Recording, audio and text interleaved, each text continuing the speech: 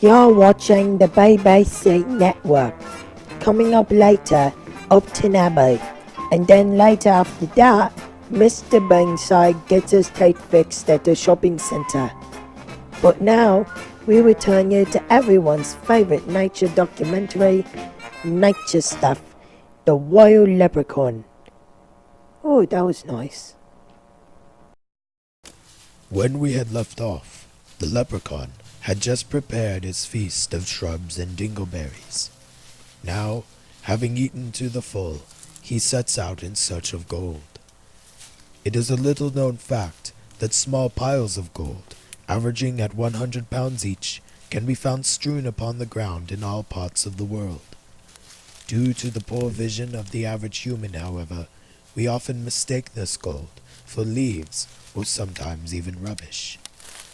The leprechaun, on the other hand, has a keen sense of sight and smell, and spends most of its natural life gathering it so as to add it to its large trove of treasure.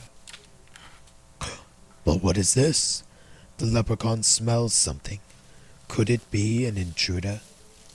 Yes, for it instinctively switches to the guise of a homeless man. Not many are aware of this, but when faced with a perilous situation, the leprechaun will immediately switch to the persona of a vagabond. This both throws off an intruder and lessens the chance of them discovering their gold. I'm not a leprechaun, I'm a hobo.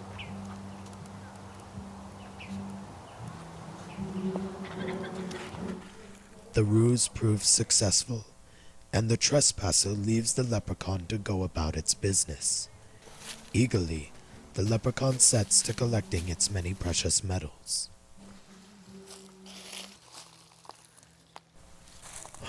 But what is this? It appears the human was not fooled after all. The chase is on. Soon, however, instinct kicks in, and the leprechaun sets up yet another ruse. The human, unaware, walks directly into it.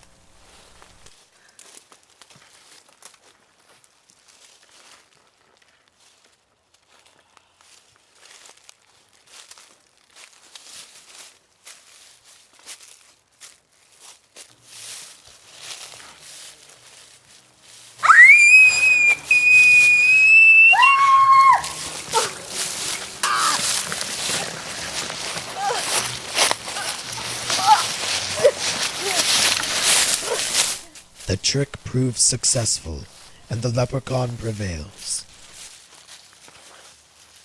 Another trap the leprechaun enjoys setting is that of a spring trap, which smacks the opposing party in the face with a branch. If in the future you find yourself caught by one of these traps, know that it was set by a leprechaun.